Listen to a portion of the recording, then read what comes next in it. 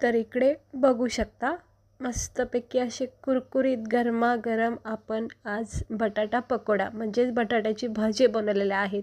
म्हणजे ना आज मस्तपैकी चहासोबत ना मला बटाटे भजे खायची इच्छा झाली होती.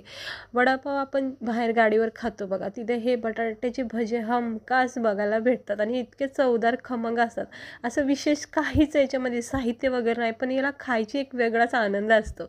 प्रत्येक बटाटा भजे म्हणलं की आपल्याला हे भजे तर आवडतात आणि माझी तर खूप फेवरेट आहे आणि झटकेपट होतात. काहीही साहित्य लागत नाही, काहीही वेळ लागत नाही, म्हणूनच हे खूप छान लागतात हे बटाट्याचे भजे. तर त्यासाठी आता आपल्याला काय करायचं, रेसिपी बघून घेऊया. इकडे मी 2 मोठे बटाटे घेतलेत, पण हा जो एक मोठा बटाटा ना याचेच भरपूर सारे स्लाइस पडतील. तर बघूया आपण किती बनतात याचे. तर असा मोठा बटाटा मी चिरून स्वच्छ साल वगैरे काढून हे पाण्यात ठेवलेत, जेणेकरून काळे पडणार नाही. जर या छोट्या बटाट्याची आवश्यकता लागली तरच वापरूया. तर आता जरा मी हे स्वच्छ धुवून पाण्यातून काढून घेतलेलं आहे. आता जरा हे साईडला ठेवूया 2 मिनटं. त्याआधी आपण जरा बेसन पिठाचा घोळ करूया, सगळ्यात महत्त्वाचं. तर त्यासाठी छोटंसं भांडं घ्यायचं, वाटी घ्यायची, त्यामध्ये 1 मोठी वाटी बेसन पीठ घ्यायचं. हा जो बॅटर आहे ना हा व्यवस्थित झाला ना मग बटाट्याचे भजे पकोडे छान बनतात. तर इकडे मी 1 मोठी वाटी घेतली बेसन पीठ. आता म्हणजे कमी जास्त ज्या अंदाजे करायचे त्यानुसारच बेसन पीठ वापरायचं. मला थोडे बनवायचे चहासोबत असे खाण्यापुरते, त्यामुळे मी 1 वाटीत बेसन पीठ घेतले. चिमूटभर इथं मीठ टाकायचं अंदाजे चवीनुसार.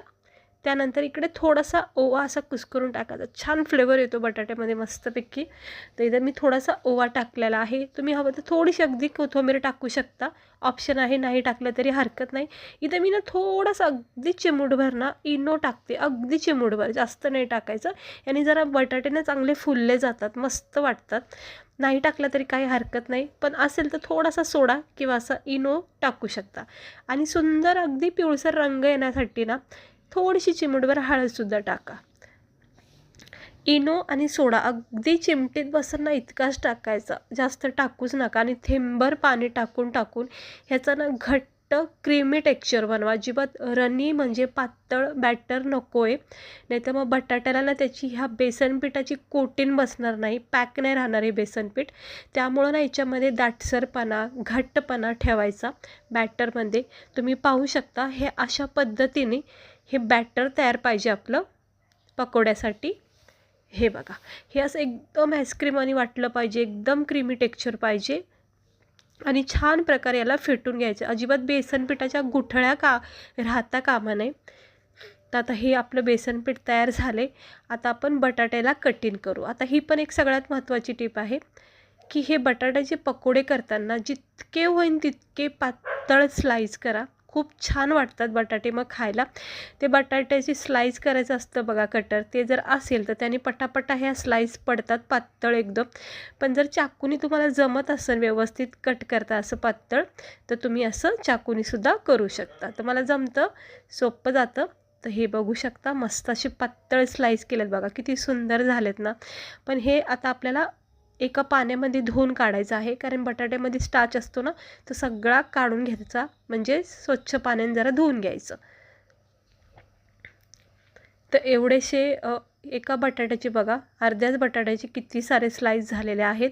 तर चांगलं चोळून याचा सगळा स्टार्च जो आहे ना तो सगळा काढायचा आणि स्वच्छ एकदम मस्त कोरा करीत असा हा स्वच्छ कपड्यावर मी याला बटाट्याचे स्लाइस ठेवलेत. पूर्ण हे बटाट्याचे स्लाइस कोरडे करायचे, म्हणजे सुक्के करायचे.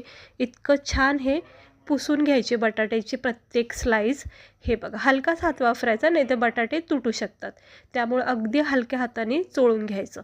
सुक्के करायचे बटाट्याची प्रत्येक स्लाइस. मस्त बेसन पिठाची मग कोटिंग याच्यावर बसते, नाही तर ओलसर राहिलं ना मग ते बेसन पीठ अगदी असं गळलं जाऊ शकतं. त्यामुळं ह्याला चांगलं सुक्कं फडफडीत पुसा.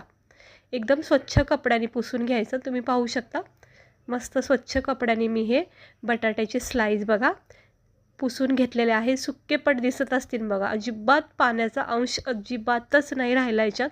आता हे सगळे स्लाईस ना मी एकदम ह्या बटाट्याच्या बेसन पिठाचं जे मिश्रण केलं ना त्याच्यामध्ये टाकून घेते. एक एक स्लाईस बुडवून तेलामध्ये सोडण्यापेक्षा ना एकदम ह्या सगळ्या स्लाईस टाकल्या ना मग ह्याला व्यवस्थित कोटिंगसुद्धा राहते आणि बेसन पिठाची.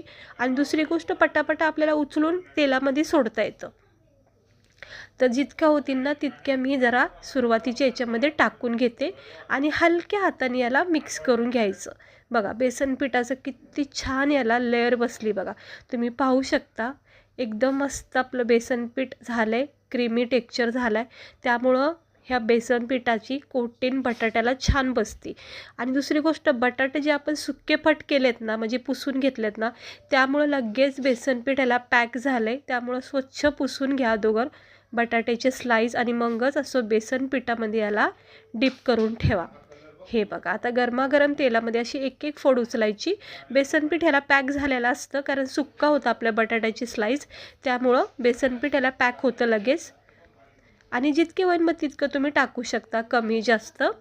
आणि मिडियम गॅस ठेवायचा, फास्ट गॅस अजिबात ठेवू नका, नाही तर लगेच पकोडे जे आहेत ना ते करपले जाऊ शकतात. त्यामुळं जरा मिडियम गॅसवरच याला चांगलं खरपूस भाजून घ्या.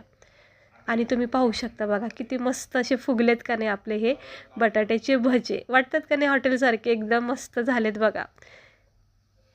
ना जास्त लहान ना जास्त मोठे, बस ह्याच्यावर थोडासा असा सुनेरी रंग येऊपर्यंत, चॉकलेटी रंग येऊपर्यंतच याला फ्राय करा. अति फ्राय पण नाही करायचं. आणि बटाट्याच्या स्लाईस ह्या पातळ आहेत त्यामुळं लगेच तेलामध्ये त्या शेकल्या जातात. जाडसर अशी स्लाईस ठेवली नाही ना त्यामुळे हे लगेच शिजले जातात. आणि असा रंग चढला की काढून घ्यायचं, जास्त वेळ नाही ठेवायचं. एकदम परफेक्ट झालं आहे बघा, रंग मस्त आला आहे. आणि पाहू शकता तुम्ही हे बटाट्याचे पकोडे किती मस्त वाटतात का नाही, एकदम असे फुगलेले आहेत. तर चला, आता हा पहिला बॅच तयार झालेला आहे. दुसरासुद्धा आता 2-4 टाकून घेते. हे बघा, आता हा दुसरा बॅचसुद्धा मी 2-4 असे स्लाईस बटाट्यामध्ये जे आपण मसाल्यामध्ये बेसन पिठामध्ये डीप केलेत ना ते सगळे टाकून हे असं स्लो गॅसवर ह्यालासुद्धा फ्राय करून घेऊया. आणि उरलेले सगळे जे पण वाटीमध्ये आहेत बेसन पिठामध्ये ते सुद्धा मी फ्राय करून घेते. आणि तुम्ही पाहू शकता किती मस्त असे फुगलेले आपले हे बटाट्याचे पकोडे, किती छान फुगलेत बघा, मस्त वाटतात का नाही. असे गरमागरम बटाट्याचे भजे नक्की करून बघा. चला, आता चांगले फ्राय झालेले आहेत, वर डागंसुद्धा पडलेले आहेत. आता मी हे काढून घेते आणि उरलेलेसुद्धा करते थोडेसे. आणि मग गरमागरम आपण याला प्लेटमध्ये सर्व करून बघूया. तर हे बघा, मी सगळे जे वाटीमध्ये बेसन पिठात होते बघा ते सगळे असे तळून घेतलेत, फ्राय करून घेतलेत. आणि तुम्ही पाहू शकता हे आपलं आलू पकोडा म्हणजे बटाटे भजे किती छान झालेत का नाही. अगदी वाटतात का नाही हॉटेलमध्ये अशी गाडीवर वडापावचे इथं भेटतात बघा, अगदी तसेच झालेत का नाही. चव इतकी भारी वाटते ना. ओव्याचा एक छान ह्याच्यामध्ये सुगंध आहे, मस्त मीठ आहे, हळद आहे आणि इतका भारी वाटतो ना खाता वेळेस.